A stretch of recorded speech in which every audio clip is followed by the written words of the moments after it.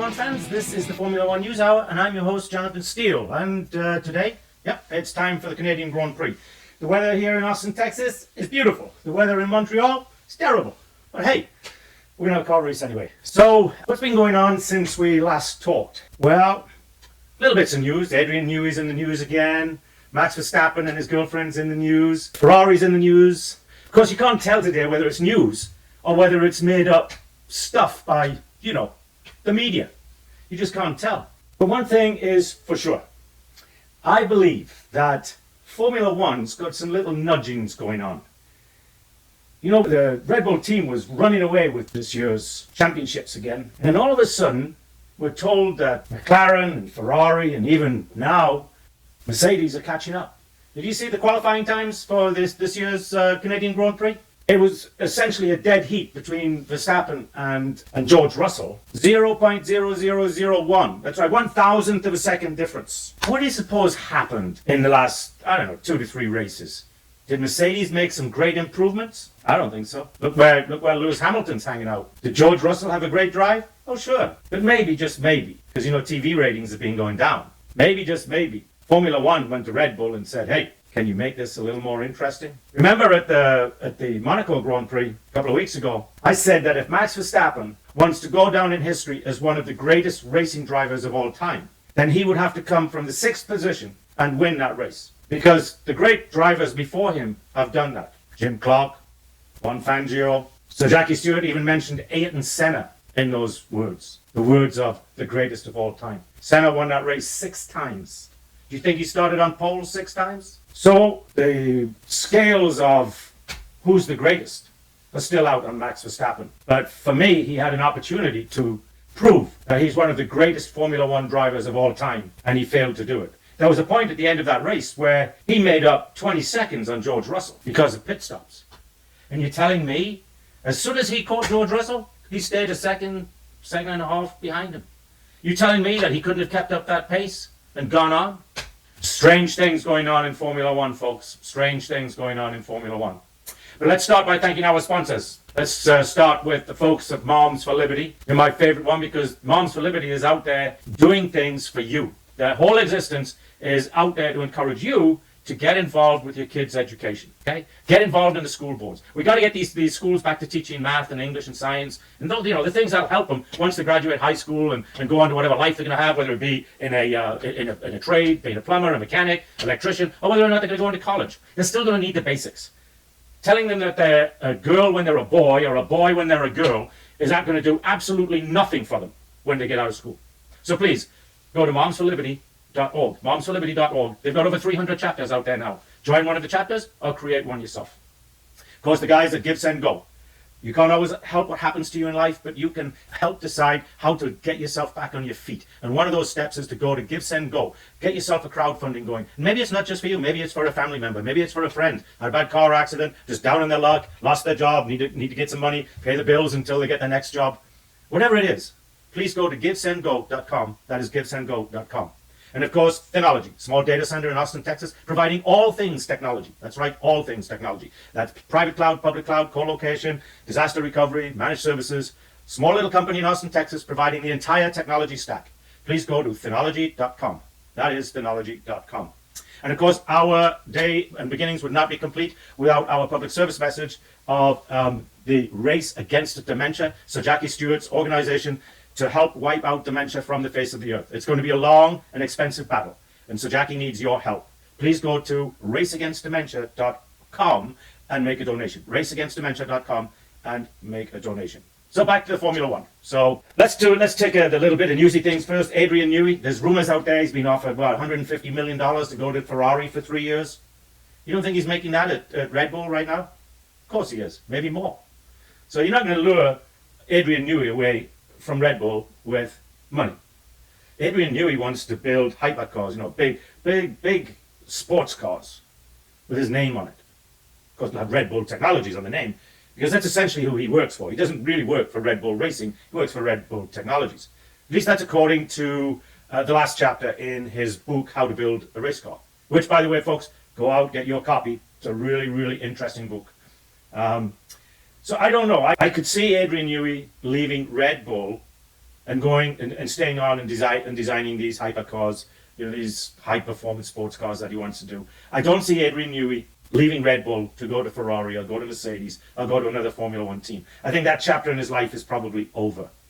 Now, I've met Adrian Newey probably 2-3 times.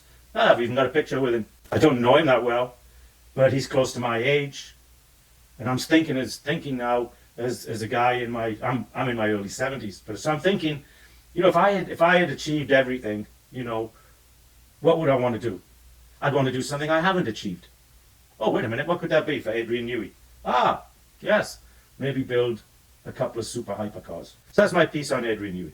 George Russell in the news. Is he really going to be the number one driver for Mercedes next year? My money would be yes. But I'm wondering. He's not as dominant. Yeah, he's always beating Lewis Hamilton. But let's face it, Lewis Hamilton, although he's going to Ferrari next year, what a mistake that is on Ferrari's place. Lewis Hamilton's days of winning as Formula One driver are over. You can just see it by the way he drives. He does not have the it. Remember, we've talked about this before. But I haven't seen George really put out and dominate the kind of domination driving that, although I still think the Lando Norris win was a gimme, he still proved to be a good driver out front. If you look at the times when George has tried to get out front or has been out front, he has won one Grand Prix in his life. So what is he in 3-4 years? 3 or 4 years, whatever it is. Getting old, can't remember. But I just don't know if Red Bull are satisfied with George Russell. If I was Mercedes, I'd start looking at the guy Ferrari let go. That guy can drive a Formula One car, even though he's being dumped by Ferrari. And Ferrari's kind of nudging him backwards now. I don't know if you've noticed that. But Ferrari's nudging him backwards. But I would go with Carlos Sainz. And I would make Carlos Sainz my number one driver and George Russell my number two. Now that is going to totally piss off George Russell. But you know what? He's still got a couple of years to really prove himself. So he could go for it. So now let's talk about the relationship of Max Verstappen, his girlfriend. Why is everybody getting involved with that? I have no idea why the pundits think that they should have any input into, or any say, or any comments, or anything about the relationship, these personal relationships that all people have. I know you're going to say, well, John, why are you bringing it up? Well, because I've got a little piece of advice for Max Verstappen. His significant other is 10 years older than he is. When he's 75, she's going to be 85. Think about that, Max. Beautiful today. That 10-year difference, just fabulous. Life is beautiful. Life is wonderful. But the difference between 75 and 85 is huge when you're that age. Because, ask Sir Jackie Stewart, he's now caring for his wife, although he's the same age, not so bad, but he's caring for his wife who has dementia pretty bad. That's the whole reason for the race against dementia. So the only thing I would say to Max is, ignore all the comments, ignore everything that's being said by everybody, but just think about the future. Think about the future. Today it's wonderful, but like I say, when you're 75 and she's 85, it's going to be completely different. So let's get to today's race, shall we? As I said, the weather here in Austin, Texas is beautiful. The weather in Montreal is terrible. It's raining. It's going to be a very wet race. So this course in Montreal is 2.7 miles long, 70 laps, and the lap record 1 minute and 13 seconds. Okay, so there is 14 turns, and the top speed is 217 miles an hour. That's on a dry day. Today is not one of those days. It is not a dry day, and so today we have 4 different types of tires. We have the wet, the intermediate, the soft, the medium, and the hard. The wet is a blue wall. The intermediate is a green wall. So the weather doesn't look so bad. But let's get to the starting grid. Look at this. Both Joe Granu and Valtteri Bottas are going to start from the pit lane. Esteban Ocon got a penalty. He's at 18th. Hulkenberg is in 17th. Sergio Perez all the way back there in 16th. That's not going to make Red Bull happy. And alongside him is Pierre Gasly. Kevin Magnussen in 14th. He had a bad week a couple of weeks ago. And Logan Sargent, not doing too bad, at 13th. Carlos Sainz in 12th and Charles Leclerc in 11th. That's not a good show for Ferrari. Alexander Albon for Williams in 10th. Lance Stroll doing very nicely again this week in 9th. Niki Tsunoda in 8th. Lewis Hamilton, where he always lives these days, 7th, 8th, 9th, something like that. Then Fernando Alonso in 6th, and look at this, Danny Ricciardo is in 5th. Great day for Danny Ricciardo. Then both the McLarens at 3rd and 4th, and your pole, by the way, is George Russell, and beside him is Max Verstappen. Did Max Verstappen want to start? Did he want to start on the 2nd place? A lot of times, on some of these racetracks, the best place to start is not on pole, it is in 2nd place. So we'll see. But right now, we've got rain everywhere. I guess looking at the skies and everything, some parts of the track are going to be really wet, and some parts are going to be kind of semi-wet. You know, little drizzly rain. But some parts it's obviously quite wet. And the crowd, of course, you know what's amazing about Formula One? The place is packed and it's pouring down with rain. Yeah. Like I said, Formula One is a happening, right? So when you go there, you don't really care who's first, second, third, fourth, fifth. You just don't care. It's just a happening. Now, if you're watching it on TV, and especially if you don't understand the strategies involved in Formula One, if you're tuning into Formula One right now in the last few weeks for the first time, you're going, why are people watching this sport? But if you're like me and you've been watching it and involved with it, well, I haven't been involved with it. I've been watching it. I've been a fan since 1963. So when you've been around it that long, you get to understand all of the different nuances of Formula One. And talking of Formula One in 1963, do you know what this week is? It is Sir Jackie Stewart's 85th birthday. If you look back to Formula One when Jackie was racing, along with the greats, Jim Clark, right? Did he race with? He might have raced against. He certainly knew. I asked him if he knew Juan Fangio. He knew Fangio. I don't know if he actually raced with Fangio. We'll have to wait and see. It looks like the weather might be drying out a little bit. Some of the crowd get their phones out as the clock strikes coming up here to strike 2 o'clock, and the folks will get off on their formation lap. Looks like everybody is on the wet tires. Oh no, intermediate tires. Sorry, no, we've got Magnussen and Hulkenberg on wet tires. So that's an interesting thing. Are they looking to make quick moves on the intermediate? Looking at the spray coming up, I would say the intermediate was probably the better move, because the difference in spray between wet and intermediate is huge. But we will see here as they are on the formation lap. As they're getting up to speed here, the spray actually is, even on the intermediates at some parts of the track here, is quite large. So that's going to interfere with the driver's ability to see. 56 years ago, Bruce McLaren won the 1968 Belgian Grand Prix, the first win for the McLaren F1 team. How about that? For those of you who don't know who Bruce McLaren is, because the McLaren cars are named after him, we did do in the history of the Formula One. If you go back to the Formula One NewsHour website, F1NH.com, you will find the history of Bruce McLaren. Of course, a very famous driver, designer, builder, everything from New Zealand. I tried to get an interview with his daughter, who's about 57, 58 years old now, last year. But I never really could get her to agree to a time and place and everything. And I've even looked for her when we go to the race here. In the cell of rain coming should last for around 10 to 15 minutes. That's what Ricardo's team is telling him. Anyway, back to McLaren's daughter. I tried to get an interview with her, and I've looked for her at the race here in Austin, and I've not been able to find her. She is an ambassador for the race team, for the Formula One race team, and also for the McLaren's team, the McLaren cars. For those of you that don't know, McLaren Racing and McLaren Cars are two separate entities. Other than sharing a name, there's no business kind of relationship to them. But she does act as an ambassador for both, as we watch the cars of Joe Granu and Valtteri Bottas head to the pit lane from where they will stop. So yeah, not a really good couple of years for that essentially Alfa Romeo team. It's Sauber this year, but last year it called itself Alfa Romeo. As the formation lap ends and the medical pace car is in place, the green flag goes, and the lights 2, 3, 4, 5, and off they go. And who will get the best start? It was George Russell that got a jump on the car of Max Verstappen, but let's see how Verstappen does here. He's holding his second place as they come through the first chicanes, and off they go, and let's see what happens here. Folks, I don't think there's any doubt about the outcome of this race. I think straight away we've got a yellow flag and it's back to green. So somebody spun out and caught it again, and we're all happy. So right now we've got a single flag. But folks, don't let the beginning of this race with Max Verstappen sitting in second place kid you. He will win this race. And I say that because, I think that they're fiddling with it, but I don't think there's any way the Red Bull is going to agree to let somebody get too close in the points.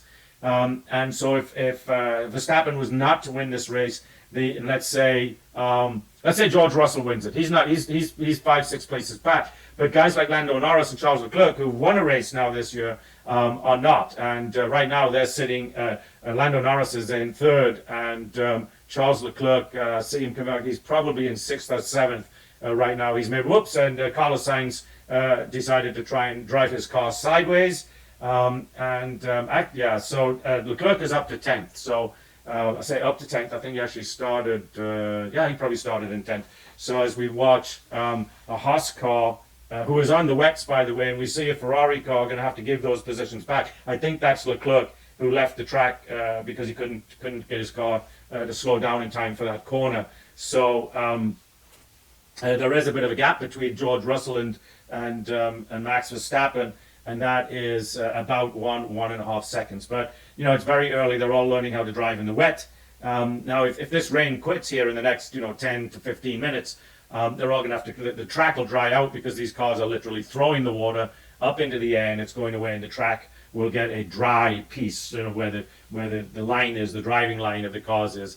Some of the track on the outside, because there's puddles of water, will probably stay wet. But where the cars are actually going, as we watch one of, I think it's Pierre Gasly there again, trying to see if he can drive his car sideways as fast as he can drive it in a straight line going forward. And of course the answer is no, he cannot do that. So anyway, so as we look at what's going on in Formula One in general, what's kind of gone away? All of the quote unquote, this level of rain is the worst we expect. That's to Russell's radio as we watch Haas in a full wet tire.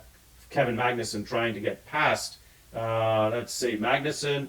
Or is it Hulkenberg trying to get it's Hulkenberg trying to get past Lance Stroll, and in fact he does it because he's got the full wets on it. So anyway, where is Lance Stroll? He's 9th. Alonso's in 6th. So anyway, I guess we've got to give Lance Stroll a bit of another stroking this week. He's in the top 10. And when I talked about that piece where his dad needs to get rid of him because he's 12th, 13th, 17th, that type of thing. So let's give credit where credit is due. He's kind of doing a little better, although he's just lost another position. So that puts him now back in 10th. Yeah, he's back in 10th. So he's lost a couple of positions. One position, they're showing that he's lost. Hulkenberg's made up 8 positions on those wet tires. So that shows you the difference that they make. So Magnussen's on wet, Hulkenberg's on wet. Magnussen is up to 5th, and Hulkenberg is up to 9th. So the wet tires versus the intermediate tires are making a big difference for those two cars. So we'll see how the days go and how it goes on as we watch Magnussen now coming up on Oscar Piastri, and he is in fact going to pass him because he's got wet tires, and the other one has, as we watch, who was that? Another driver deciding that maybe his car can go faster sideways than it can going the right direction, of course. And Magnussen got past Piastri, so these guys are certainly, whoever made the choice at Haas to put him on wet tires to get going, certainly looks like a genius right now. But we'll see as the track dries out, we'll see if that genius is still there, or if in fact it was not a great decision. Now, if they all change tires at the same time, and when I'm talking about that, it looks like Gasly and Perez, when they had that brief caution flag at the very beginning, it was Gasly and Perez got into a little bit of fender bending, and Perez is down in 17th place and Gasly is in 18th, so that cost them both. But don't worry, the Sauber of Bottas and Joe Granu are holding up the back end. Esteban Ocon is back there in 16th, and I guess that's the other bit of news that I didn't talk about at the beginning. Esteban Ocon was one of those drivers that I said would not be in Formula One next year, and sure enough, Esteban Ocon and Alpine we are seeing something strange. Engine side, we are looking at it, keep pushing. So Charles Leclerc is experiencing some mechanical issues. Anyway, back to Esteban Ocon. I said that he would not be in Formula One next year. He will not. Alpine and he decided to go their separate ways. Nobody is going to pick up Esteban Ocon. He's never had a good relationship with any teammate that he's been involved with in the 5 years that he has been with Alpine. And let me tell you, 2 years ago, he had Alonso as a teammate. And Alonso is the nicest, sweetest guy on the face of the earth. Of course, that is until he gets into a Formula One car. But no, he's a pretty nice guy, sportsman, all that kind of stuff. But he and Ocon often got into it, and it was usually Ocon. Ocon is, how would you say, an egotistical maniac. He thinks he's better than everybody else, but at the end of the day, if you look at his results, He's a mediocre Formula One driver. I know what you're going to say, John. He's one of 20 in the world. There are only 20 Formula One drivers. He's a very good driver. Yes, he is, folks. But he's not a what I would call of the top echelon of those 20 drivers. You know who's making his way up there? And I think he's just signing another contract here in the next couple of weeks? Yuki Tsunoda. Now, Yuki Tsunoda, 2 years ago, 2021, 2022, that guy was wrecking every other race. And a lot of people thought that Red Bull, because he's in the Red Bull second team, was going to get rid of him. But they stuck with him. And now it's starting to pay off. This year, where is he today? Yuki Tsunoda's in 12th. And let's see, Ricciardo's dropped to 9th. So Ricciardo's lost 3 places. But 2 of those have been to those Haas cars. So essentially, he's lost 1 place. Because I think at some point, those Haas cars are going to have to come in and switch from wet to intermediate. And when they do, all of that ground they've gained on those wet tires, they will lose. Magnussen right now is challenging Lando Norris for 3rd place. And Hülkenberg is challenging Lewis Hamilton for 7th. So will they get that? Yeah, people are on inerts now, going faster than people on extreme wets. Aha! So already the track is drying out enough to where the intermediates are starting to pay off better than the full wet tires. What are we? We're only on lap 6, so we're early in the race. We've got 70 laps to go. Yeah, very interesting stuff. So who else do I think is not going to make it out next year? Strangely enough, and we've got, who is that? Logan Sargent, is it? It's a Williams car, and I'm going to suggest it is Logan Sargent. Talking of somebody who will not be in Formula One next year, Logan Sargent. He is not going to be in Formula One next year. He has too many mishaps. And the thing is, he's just never been able to make the transition from Formula One, from IndyCar to Formula One. And there's very few guys over the years that have managed to do that. Mario Andretti is one of the few. Who else? As we watch, who's going straight on here? And he's going to have to give that position back, but somebody just went straight on, and he is, in fact, it's one of the Mercedes. It was Hamilton going straight on, and so he's going to have to probably give up 2 positions because he cut off Alonso. Anyway, you've got Montoya, the Indy 500 winner, Michael Andretti. None of these guys really went on to have really good Formula One careers. Now let's look at the other way. How many Formula One guys have gone on to have really brilliant IndyCar careers? Emerson Fittipaldi. Yeah, that I would say he's probably the most successful because he won Indy twice, the Indy 500. But I think he was also the Indy kart racing champion. So Emerson Fittipaldi is one of those that you could say did a very good job of transitioning. Right now we've got Romain Grosjean in IndyCar racing. For those of you who are not familiar with Romain Grosjean, he used to drive for Haas. And he had probably, as we see, one of the Haas cars coming in now to get rid of the wet. And they are going to, where are they going to? I can't see. Intermediates. So let's see, who is that in the pits? It was Magnussen. So Magnussen is now going to lose 2, 3. He's lost 5, 6, 7. He's going all the way back to where he started. So, like I said, it really doesn't. It was great. It looked good, but it's really not going to pay off in the long run, and it's not. So now Danny Ricciardo's moved back up to 8th. And so we'll see Hülkenberg come in a minute, and so Danny Ricciardo will move up to 7th. So we're going to see a replay of the beginning of the race here. We're going to see what happened to Sergio Perez and Pierre Gasly at the very start, because I think it was through this little chicane at the beginning of the race as they go through the left-hand turn and hit the right. I think probably they bumped into each other. There they go. Let's see, and they're coming through.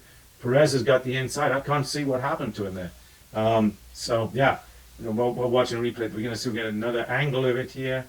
And, I see Gasly turned into Perez. So that was a Gasly mistake. And Gasly lost a piece of his front wing. So I'm sure he went in. But I'm sure Perez was not happy about that because that was all. Whose front wing was it? It was Gasly's front wing. That guy. Some of these camera shots they get from these in-car cameras, and it's quite amazing the quality of the shots that these cameras get today. It's crazy. The resolution is amazing. So yeah. So anyway, where was I and what was I talking about as we watched Logan Saab. Yeah, we were talking about Logan Sargent. And that's showing what's happened to Logan here. So he's coming into the turn, and he's coming in. Let's see what he's going to do right here. He's going to go straight on. Yeah, he does a good job of going straight on.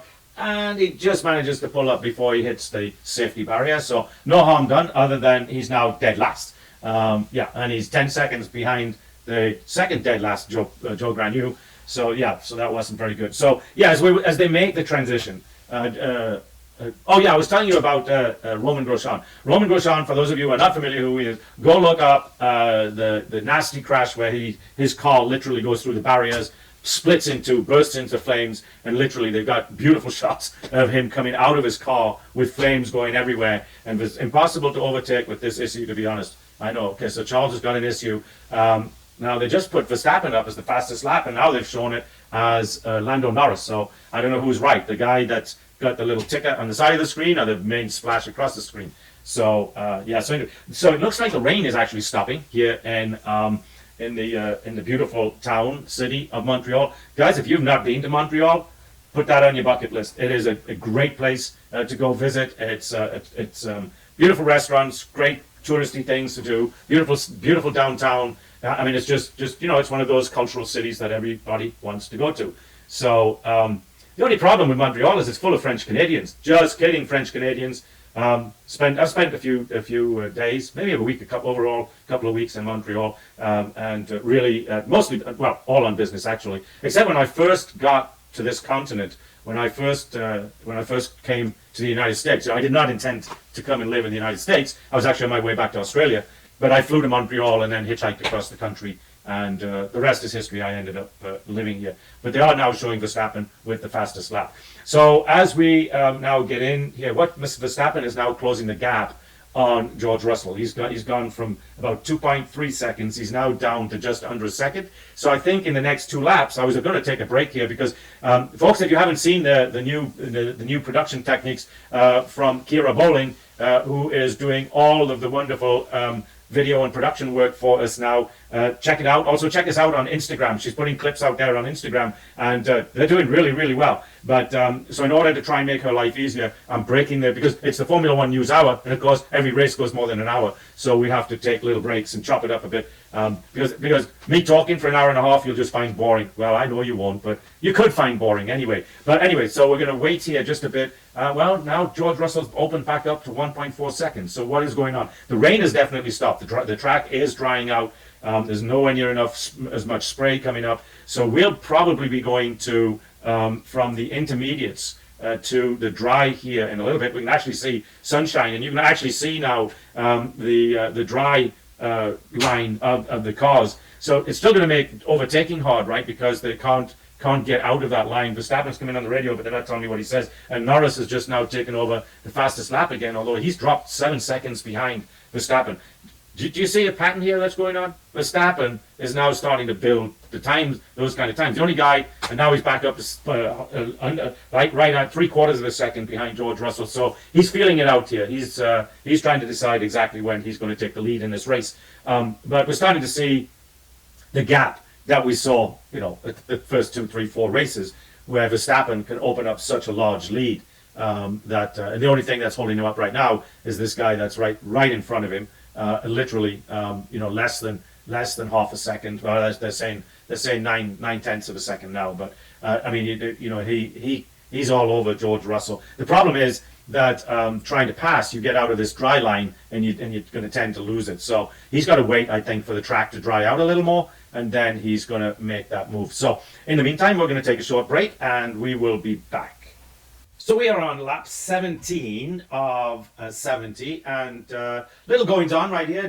Verstappen was trying to get past George Russell, made a little mistake, and so now he used to have a 6-second lead on Lando Norris, and Lando Norris has now got DRS, which is really not going to help him that much, but he's within half a second of Max Verstappen. So a little mistake back there by Verstappen, locked up his left front wheel, ended up having to take a shortcut through a corner, and that put Lando Norris right on his tail. But no harm anyway. But the problem that they're fighting with right now is they're expecting rain in about 10 minutes, and the track's dry enough that they should have slicks on the car, but they don't want to put the slicks on the car if the rain is coming. And yet the other problem they're facing is we got 18 laps on these intermediate tires, which is a lot. Normally, well, I say a lot. Well, it is a lot.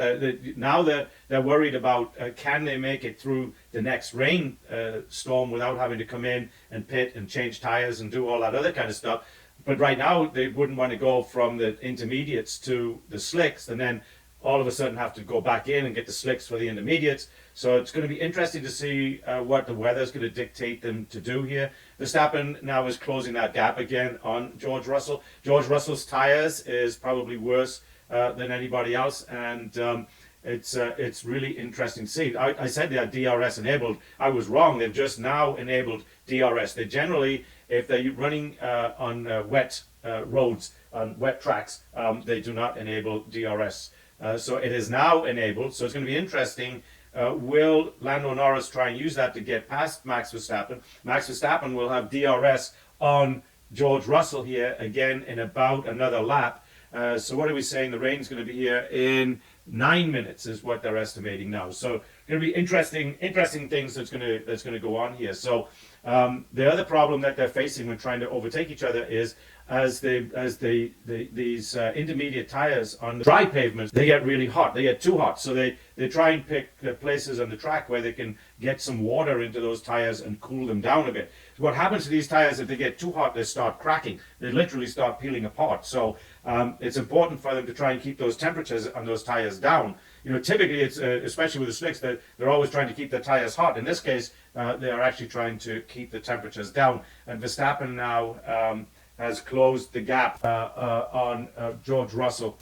Lando Norris just got Lando Norris is right up on Verstappen's rear end, and the fastest lap now has just gone to Oscar Piastri. So interesting stuff. What's really nice to see, it's obvious that McLaren has made improvements to their cars.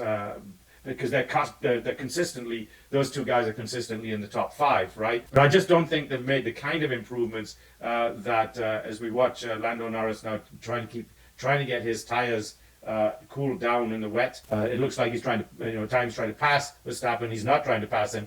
He's just, and Verstappen's doing the same thing. They're getting the tires into the wet areas of the track to cool them down, and then of course they have to get back in the line of the track to make it through the turns and things like that. So let's see. So Norris half a second back, so he does have DRS. Will he use it? I don't know. Let's see. He's going to try and take him on the outside, and in fact he does use it and does get past Verstappen. So now Verstappen has dropped back to third. But like I said, don't worry, folks. Verstappen will win this race. There's no doubt in my mind.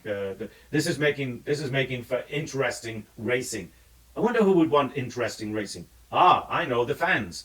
And who else would want interesting racing? I know, Formula One. Yes, Formula One would want interesting racing. So at what are we, lap 21 out of 70. Max Verstappen is just doing a very nice job of just saying, okay, I'll just take my position here and just sit back. I know I've got the better car. I know I'm going to win when I decide I want to win, and we'll keep it going from there. So let's go back over the top 5. The top 5 is Russell, Norris, Verstappen, Piastri, and Alonso. So Alonso is starting to get more out of that car like he did last year, you remember. And rounding out the top 10 is you've got Hamilton, Ricciardo, Stroll, Albon, and Leclerc. So Leclerc's made himself a couple of places. Rounding out the bottom 5 in 15th position, he started 17th, is Sergio Perez, the other Red Bull guy. And so that's, oh, by the way, that's the other piece of news that came out last week or the week before. I'm going to tell you about something that happened to me. I'll leave it for next week. I was trying to figure out why I wasn't remembering this. Anyway, Sergio Perez has signed another, let's call it 1 year, 2 year option contract with Red Bull. Now, why would Red Bull do that? I'll give you one good reason. Sergio Perez brings, oops, what's going on now? We've lost another one. Who is it? Mercedes? No. Who is it that lost it on this one? So there's Verstappen. Whoa! He just about wiped out on somebody that came flying across the track in front of him. So, oh wow, that's crazy. Anyway, we got Alex Albon is being challenged by Charles Leclerc there in the Ferrari. He was complaining his car's not good enough to do anything. Oh, so here's what happened and all. The guy that went haywire was George Russell. So now we've got Norris leading Verstappen by 3 seconds. So Verstappen nearly hit him, and Norris got through, and all as well. So right now Norris is leading the race, and he's also got the fastest lap. So that is crazy stuff. So anyway, the reason that Sergio Perez got a nice contract extension is the $50 million he brings along with his contract. Sergio Perez has long been sponsored by the richest man in Mexico, Carlos something or other, I can't remember his name, but he owns the telephone company, the cement plants. He owns a lot of stuff in Mexico, and he's long been a big supporter of Sergio Perez. So, but still, Sergio Perez has got to do something, because if he doesn't make up some of this gap, then we're going to see McLaren take, as we watch, weather in 3 minutes, rain in 3 minutes. So let's see what's going to happen. But if he doesn't make up that gap, then with even at these McLaren guys finishing, in the top 5, both of them, they're going to take away that constructors championship, and that's what these car owners really care about. They don't care whether Red Bull doesn't care if Max Verstappen is world champion. They want the Constructors' Championship, because that's where all the money is. They get their money based on their position in the Constructors' Championships. That's why 1 or 2 points in every race is so important, as we see Hamilton with DRS on Alonso, but still not able to get past him, as Alonso goes out wide, and Hamilton tries to cool his tires down. It's interesting, these two guys racing, because they've been racing each other for 12, 14 years. Alonso's 41, 42, 41, I think, and Hamilton is 40, 39 or 40. So those two guys have been racing each other a long, long time. So let's see. Norris now has opened up 6 seconds on Max Verstappen. I don't know why he's doing that this early in the race, but something. His tires are obviously in much better shape. Oscar Piastri is just about to move past George Russell. So I don't know what happened. I wish they'd show the replay again of what happened with George Russell. That he ended up, he obviously lost it, and he ended up spinning out, not completely spinning out, but certainly taking a strange course across the straightaway there on track. So maybe we'll get another replay here when the race gets boring, because as soon as the race gets boring, Sky Sports goes to the replays.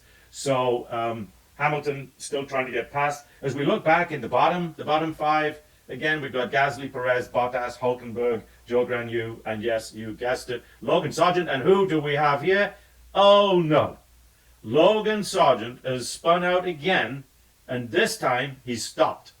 Let's see if we get a replay and find out what's going to happen. So what we're going to see here now is I would think tire changes, or is this going to provide enough of a delay? Something is really going wrong. Lando Norris is now, he's gaining 2-3 seconds a lap. Let's say he was, because now they're going to bring out the safety car, which is going to bunch everybody up. Verstappen 19 something. Is Verstappen in it? What is going on? Verstappen's in the pits. That's what it is. Everybody's coming into the pits. Okay, so we got Verstappen, Russell, Piastri in the pits. So let's see what tire they're going to go to. Whoa, you don't race down pit lane, George Russell. He stop time 2.6, Russell 2.2, but he's trying to race Verstappen down the pit lane, so he's going to get a 5-second penalty for that dangerous release. So, in racing down pit lane, you don't race down pit lane. So that's going to be interesting. Let's see what they went to. Green, they went to intermediates again. Well, Mercedes went to intermediate. They're not showing Verstappen, and they've still got Logan Sargent's car just sitting on the track. They haven't shown a replay of what happened with. Oh, now they're going to. Let's see what happens. So he's going down, goes into this little chicane, and then he just loses it through the chicane. So why doesn't he keep going? There's nothing wrong with the car. Oh, that's why he doesn't keep going. His back end hit the barriers, so he demolished his rear end. Left rear wheel got torn off. So yeah, I wonder if they're going to red flag this to get that car off the track. It's going to be interesting. And when does Lando Norris now? Lando Norris is coming in for tires, which is under a safety car is good, because he's going to come right back out and still be in the lead. Let's see what he's also going to intermediates. So it looks like everybody's gone to the intermediates, expecting this rain shower to keep it going in where it is.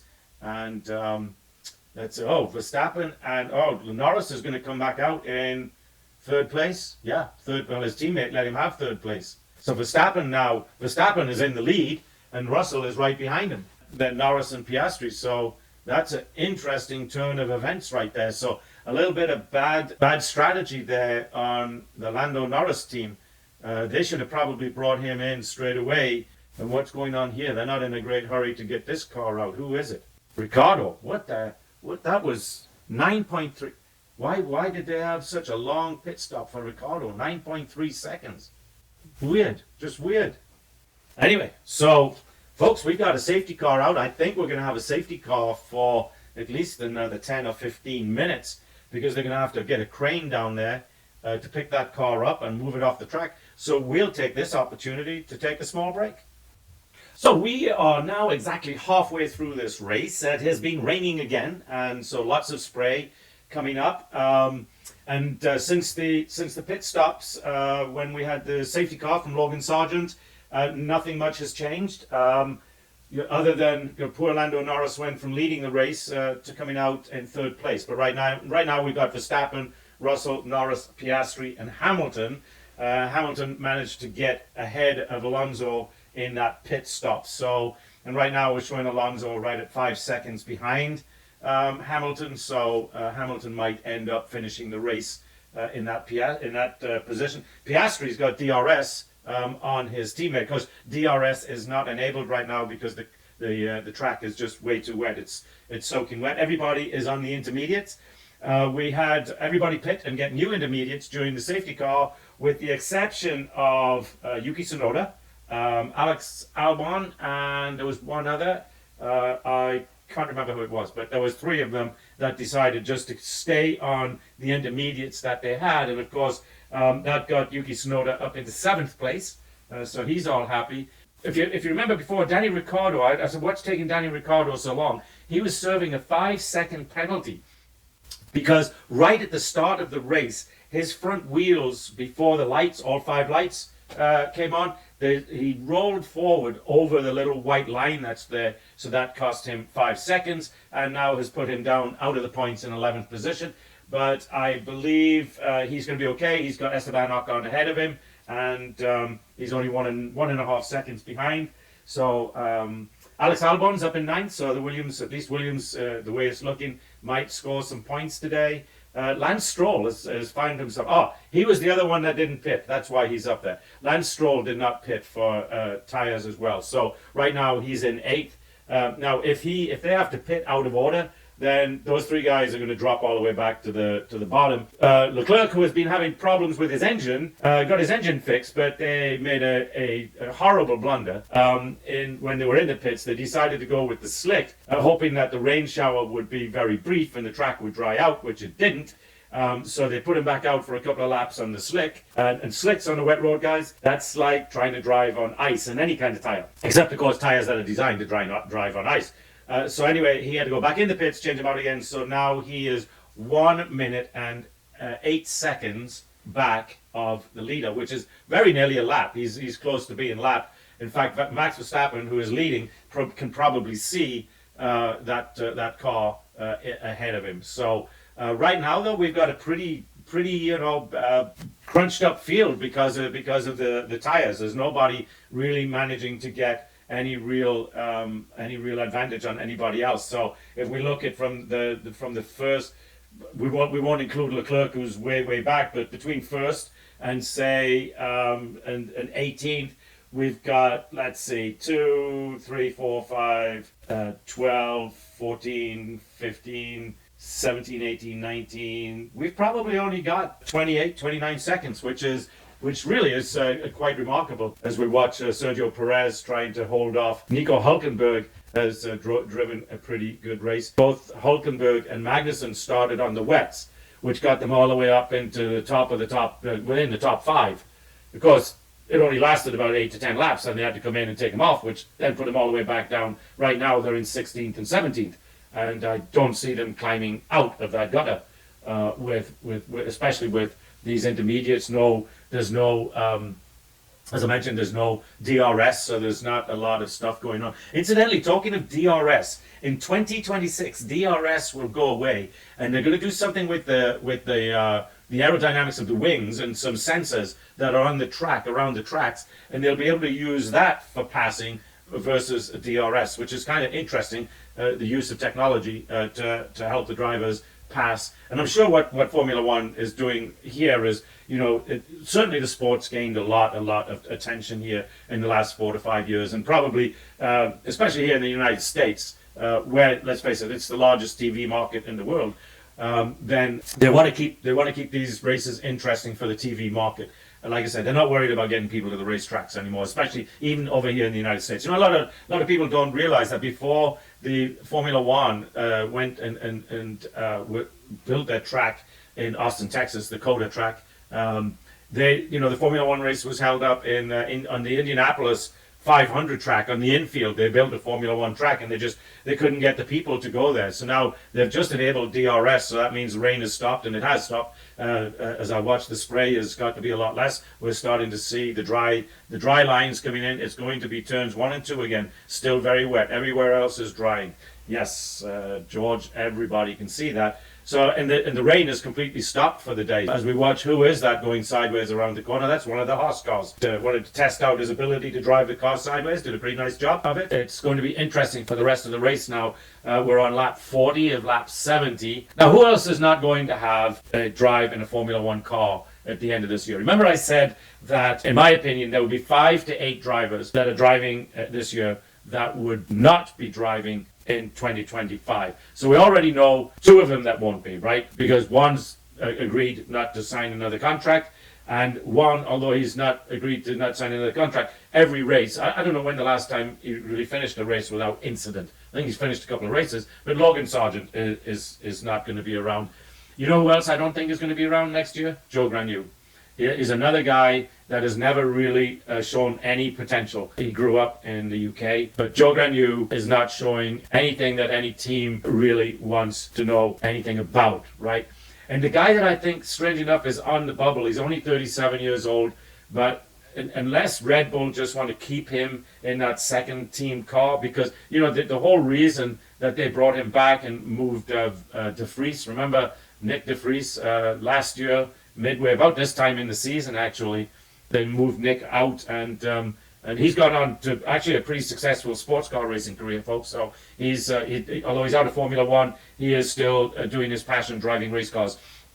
But then they brought Danny Ricciardo in because they did a test with him at Silverstone, and whoa, what is going on there? George Russell, it's crazy. They're still leaving the track and losing. Even though they've got the intermediates on, they're not sticking to the track, I guess, like they hoped they would. Anyway, back today, they did a test with Danny Ricciardo after the British Grand Prix, and he was within, I think it was maybe a quarter of a second of Verstappen's time, and so the Red Bull, and if you remember, Ricciardo used to be Red Bull's number 1 driver. Verstappen was number 2, and then they made Verstappen number 1, and he said, well, no point in me sticking around here. As well, it was Lando Norris that lost it and took the shortcut. That I went, whoa, what's going on here a few minutes ago? Well, not minutes, but 20, 30 seconds, maybe a minute. Okay, all right. But anyway, the thought was then that Verstappen now has opened up a 4-second lead. He's in danger, or was in danger, of being passed by Norris. But anyway, stay on subject, John. I believe Ricciardo would take over the seat when Sergio Perez's contract expires at the end of this year. So having signed that contract, where does that leave Danny Ricciardo? So if he's happy being in that number 2 team, yeah, I think he can. And they've just told Charles Leclerc to retire his car. So the problems they thought to fix, they haven't fixed. So Charles just had a rough day. But he had a great week last week, so what can we say? But anyway, Danny's happy being there. I think that's the only place for him to be. Because I don't see another team picking him up. There's just really no need for that. So let's see who else is Magnussen. Magnussen is one. There's 5, maybe 5 to 8. So what have I got? Well, yeah, we've got to talk about Valtteri Bottas. He was a brilliant number 2 driver for Mercedes, but he just has. Who's coming into the pits? We got somebody coming into the pits. Leclerc is in, but he's retired the car. Oh, it's Lewis Hamilton is coming into the pits. Let's see, and he is going to go to the slicks already. Whoa! And he's gone to the soft compound tower. So that makes sense in a wet road. So interesting move there by Lewis Hamilton, which is going to drop him back probably 4 or 5 places. Danny Ricciardo's coming into the pits. What is he going to do? And we've got Carlos Sainz in the pit. So now we're seeing a run for everybody to go to the slicks. So this is going to be interesting to see the strategy that Hannah Schmidt takes, who is the Red Bull strategist. But George Russell is about to be overtaken by Lando Norris. But so anyway, yeah, Kevin Magnussen. So who have I got? I've got Stroll. Stroll shouldn't have a drive, but he's having a couple of good weeks here, back to back, and it just might convince Daddy that okay, well, we're making points. He's scoring points. He's not back there in 14th, 15th, 17th so much anymore. So maybe we'll keep him. You never know. It may be Oscar Piastri now. Everybody's in the pits getting slick. So it's going to be interesting to see when we've got all of these guys. So here's the thing for Tsunoda, who took a gamble and stayed out on those intermediates. And he's in the pits now getting slicks like everybody else. Stop time, Alonso got 0.3 of a second over. So they're going to the mediums, not the soft. So I was wrong. I said that they would look like to me they were going to the soft. Now they're bringing in Verstappen, and we'll see Russell and Norris as well. So everybody will come in, and when they get back out, Verstappen will remain in the lead, and George will be second. Lando will be third, unless of course Lando he's got DRS, so he manages to get past Russell before the pit entry, then which he's not going to do, as we watch all 3 of them now come into the pit. Well, that's strange. Norris stayed out. He was told to pit, but that's crazy. So he stayed out. And that was a little overshoot by Max. That was a bad stop. He overshot his place that was a bad stop by George as well. So Verstappen got a good another 1 second, 2 seconds on him in the pit lane. So really weird and interesting goings on as we watch Oscar Piastri now come around, who had pitted earlier. So Russell's on the hard, Verstappen's on medium, and I just don't get why Lando Norris stayed out. It makes no sense unless he thinks that he's going, maybe get a safety car or something like that. But I don't know. But anyway, George Russell lost 2 seconds in the pits on Verstappen. He's now 4.5 seconds back. Piastri's 2 seconds back. Fastest lap, Pierre Gasly has the fastest lap. So let's see if Lando Norris comes into the pits this time. You cannot stay out on those intermediates. The track is dry, and when he just nearly lost it. So this is interesting strategy from McLaren, because we've got throughout the entire track now, we've got an entire kind of dry line for the cars to stay on. There's no wet anymore for them to worry about, unless they're overtaking. But even that's going to dry up here pretty quickly. We've still got 23, 24 laps left as we get a shot of Charles Leclerc looking at the TVs now instead of driving his race car around the track. So now we're on board with Alexander Albon, and what's he going to try and do? He's going to try and get past Esteban Ocon, Lando Norris radio. What's he saying? Why am I still out here on these intermediates? These guys, although he's holding his own, he's actually opening up a bit of a gap on Max Verstappen. He's got 21 seconds. Maybe that was the whole gamble, to try and build enough of a gap to get into the pits. Well, he just lost a second. As we said, maybe the gamble was to get into the pits to get enough speed as he comes in now. They're bringing him in now. So let's see where he comes out.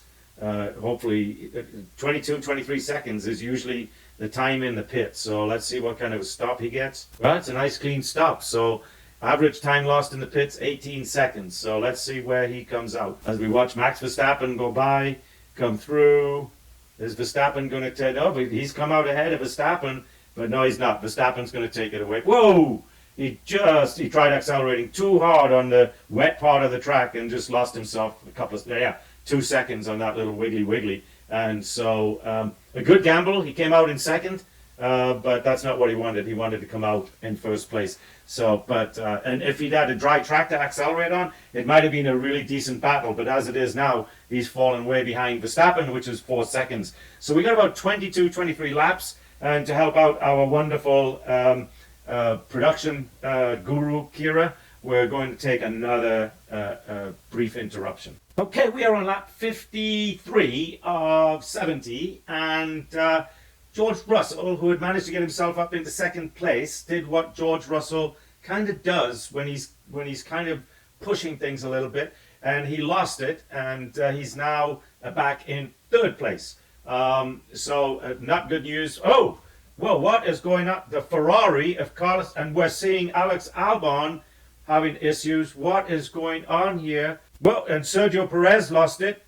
We've got all kinds of happenings here at the Canadian Grand Prix in the last lap, two laps. Sergio Perez, on the showing the replay, he backed it into the wall. Too hard to continue this race, I'm sure, as we watch from Pierre Gasly's point of view. But what's going with Carlos Sainz and Alex Albon, because it's bringing out a safety car, which I'm sure that as we watch Sergio Perez limping back to the pits. Now we're on board with Alex Albon. Let's see what happened here. Carlos Sainz lost it, and there was nowhere for poor Alex Albon to go. He just went through the turn. He got onto a little bit of wet stuff there. They're on the tracks. Yeah, sorry for that. I lost control, so I couldn't do anything. Yeah, that's exactly right. He lost control, and he couldn't do anything. As we're watching cars now, both the Mercedes coming into the pits, getting onto hard tires. So that's interesting. What will Max Verstappen do? That's the interesting thing. As we watch Carlos Sainz, he's out of the race. His day is over. So a really bad day for Ferraris today because both of them are out of the race. And a bad day for Williams, although with all due respect to Alex Albon, there was nothing he could do. He had a Ferrari broadside across the track, and as much as he tried to avoid it, he couldn't and ended up in the wall. As we look at some really, really dark clouds.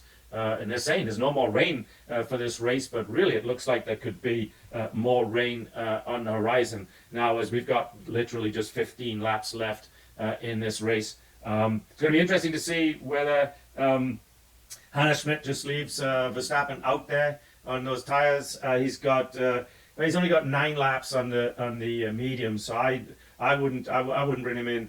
John, what would you know about stuff like? Well, I do know a little bit. Yeah, I've been an enthusiast for a long, long time, and so you do gain a little bit of experience about how these guys do these things and what these tires are good for. As we watch to see what it looks like, they showed a replay of Carlos Sainz, and he just looking at his tires, he just locked up his left front wheel, and that was all she wrote. As we're on board again with Alex Albon, and like I said, there was really nothing he could do. He tried to avoid the Ferrari and ended up in the wet, got out of the dry line, ended up in the wet, and on the slicks there's no grip, no nothing, and so that poor guy and he clipped the back end of that Ferrari, which is why that Ferrari's no longer in the race either. So yeah, that's a racing accident. There's not a lot you can do, nobody to blame. Stuff happens when you're racing cars. So as we watching Carlos live, looking at his little mishap on the end. Well, look, Sergio Perez is out. So we've got 6 cars out of this race, and the skies are just black way off in the distance there. But you can see the rain just pouring down. We don't see anything on the radar, but big showers are popping up around, so we can't rule it out. And that's Lando Norris trying to figure out if they're going to be staying on the slicks, or if they're going to be going to the wet. So right now they don't know. As we get a panoramic view of the city of Montreal, and like I say, folks, if you haven't gone to Montreal, put it on your bucket list. It'll be good. It'll be a good experience for you. So right now we've got Verstappen in the lead, and we've got both McLarens and both Mercedes. Then both Aston Martins. So kind of a thing. And Yuki Tsunoda's up there in 8th. Where's his teammate? Ricardo's down there in 10th. So both of those cars scoring points for their team. So kind of good day for some teams, bad day for others. So the Haas cars are whoa, was that lightning? The Haas cars look like they're kind of sticking around where they are, 12th and 14th. Magnussen hasn't caused any problems today. As we look, what is that car of is that Bottas or Joe Granu? I can't tell, but maybe he was lapped and he's gonna get himself unlapped. So anyway, as we watch, I'm sure we're watching Hamilton pull off one of those tear offs on the visors.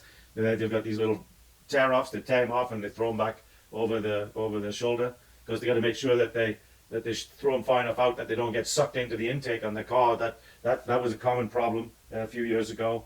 But yeah, I think, oh yeah, that's what it was. So that the car, it was I guess Joe Granu is going by, and so he unlaps himself and goes all the way back around the track. So anyway, safety car is still out there. I don't know how much longer it's going to be out there. So we are now on lap 64 of the 70, so we have 5-6 laps to go. And we've just watched George Russell make another George Russell blunder, which, if you remember at the beginning of the podcast, I was talking about whether or not it's smart on Mercedes' part right now to make George Russell the number one driver. Earlier in the race, when we saw another George Russell mistake, all trying to be aggressive and trying to get ahead. But, there's a time we should really think about what it is that we're trying to achieve. And so George Russell now again challenging Oscar Piastri for a position, didn't quite have the line that he needed to take the position. So now instead of challenging Piastri for position, he is challenging his teammate Hamilton for position. So George Russell in this race has done a really good job of going from first to fifth. And I would say that most of it is due to one, good strategy by Hannah Schmidt in Red Bull, but also George Russell's own mini blunders or maxi blunders as we watch Hamilton now get up into third place and get himself on the podium with 5 laps to go. That's a new thing for him in the last couple of years. Lewis Hamilton on a podium. But also now with 4 laps to go, Verstappen has opened up a 3.1 second lead over Lando Norris. So there's still a chance that Piastri will get back past Hamilton because he has DRS and Hamilton does not. So it will just be a matter of time to see what happens. But George Russell, who now has again DRS on Piastri, but Piastri he just moved out of DRS zone. So Piastri might find himself fighting for that 4th place. In fact, he will find himself fighting for it. He just needs to get up about 2 to 3 hundredths of a second and get on the tail of now we've got a yellow flag, so that is going to help him because you can't pass under a yellow flag. But George Russell has just done that, and so now Piastri finds himself in 5th position. So 2-3 laps ago he had a firm place on the podium, and right now he's back in 5th. And so really a good day for Mercedes all in all. I guess you could say a good day. 3rd and 4th will be a good day for them. A good day for McLaren. And Yuki Tsunoda just left the track, and that's why we have he was fighting his teammate for position, and so how he didn't get wiped out by a bunch of cars, I have no idea. He took the bollard with him, but how these cars miss him, I have no idea. But they do an amazing job of missing him. I mean, they're doing 140, 160 miles an hour, and they literally just somehow missed. That was one of the Haas cars. So MoneyGram getting a lot of road track out of their advertisement there. But as we watch George Russell now challenging Hamilton again for that 3rd position, can he do it? So Ricciardo now is up to 9th, so he's going to score some points, and Tsunoda is back in 14th, and he is not going to score some points. The team had just given Ricciardo permission to go ahead and challenge his teammate for that position. So obviously in fighting Ricciardo off, Tsunoda lost it, and not a good look for him. Although he is one of those guys, I say that I think is about to sign a contract at least for another year. He was on one of my potentials. I said 5 to 8. And incidentally, folks, I did the counting while we were taking the brief. And one of the things I was talking about was Valtteri Bottas. Is Valtteri Bottas going to be in Formula One next year? He moved from Mercedes to Alfa Romeo, which is now Sauber, which is to give them something to write home about. And George Russell has just taken that 3rd place back from his teammate. Anyway, he has not done, I don't think, what Alfa Romeo Sauber was looking for him to do. They were looking for him to really bring a lot of points, a lot of good stuff to that team, and he just hasn't done it. So is he also, would he be my number 5? I think we've got 4 firm 4s. That's what I'm trying to say. As we see who went off the track here, George Russell challenging his teammate, but somebody went off the track. It might have been Lewis Hamilton. But anyway, what do we got? What else we got going on? Something happened with Max. Anyway, I missed it. I was so busy concentrating on trying to tell you about Valtteri Bottas. But they'll have a replay, folks. Don't worry. They'll have a replay. So Verstappen's got a 3.2 second lead. Remember at the beginning of this race, I said there was no doubt he was going to win. He's driven a very nice race, very clean, very tidy. He's had a couple of little mishaps like everything else. Cars 63, Russell, and 81, Piastri will be investigated after the race for causing a collision. If you remember that Piastri held on to himself and George dropped back to 5th. We give George credit. He's managed to get back up there to 3rd. He's got himself on the podium, pushed his teammate out of the podium. Can you imagine that? Can you imagine 2-3 years ago, George Russell pushing Lewis Hamilton off a podium? Would never have happened. But Lewis is just not the driver that he was 2-3 years ago. Do you get tired of winning? I think you do. It's like everything else. I think that that after a while, when you've achieved everything and the drive just leaves you, because you have not you know, the only thing that Lewis Hamilton would have to try and achieve, and he's not going to do it, would to get an 8th world championship and put himself ahead of Michael Schumacher. But that is just not going to happen, as we are now on the last lap. The last lap has come up suddenly, like I said, in fact, it's not the last lap, folks. It was the end of the race. So I was so busy focused on these things, I didn't even notice those last 2 or 3 laps just disappeared on us. So we do have, though George did make the podium, even for all of his blunders. So you got Verstappen, Norris, Russell, Hamilton, and Piastri is your top 5. Alonso finished where he started in number 6. Lance Stroll, give him credit, folks. He finished number 7. He got his team some points today. A very clean, tidy race by Lance Stroll. How do we know it was very clean and very tidy?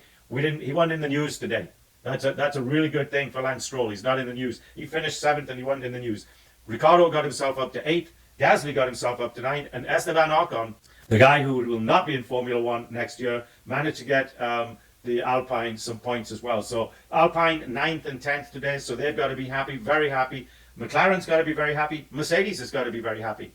That's one of their best results in the last couple of years, 3rd and 4th. So all in all, a good race by everybody. So let's go ahead and finish the podcast here. Big thank you to our incredible production, all things technical person, Kira Bowling. Just amazing. Please look at some of the work she's doing by going to the Formula1newshour.com and see all of the little different clips she's putting out there. Also, she's putting out lots of different clips onto Instagram. We're in a lot of traction on Instagram, so please go out there and reward Kira by giving us some clicks out there on Instagram. But thank you, Kira Bowling, for everything you do for making the Formula 1 News Hour look marvelous. Until next 2 weeks from now, next weekend, we have, for you real racing fans, we have the Le Mans 24-hour race. So that was always one of my favorite races as a kid, as a teenager, into my teens and my early 20s. Used to be a big 24-hour Le Mans fan. It was a little different then than it is now. The cars, of course, were a lot different. They weren't that much slower than they are today, but they were, of course, they didn't have the engineering and all that kind of stuff into them, so it was really good, pure racing. And the Le Mans 24-hour race is a lot like Formula 1. It's kind of a happening. So anyway, we've got Le Mans next weekend, and then I believe it's the Spanish Grand Prix after that. So we will see you at the Spanish Grand Prix. This is Jonathan Steele saying thank you for watching and listening to the Formula 1 News Hour podcast. See you at the Spanish Grand Prix.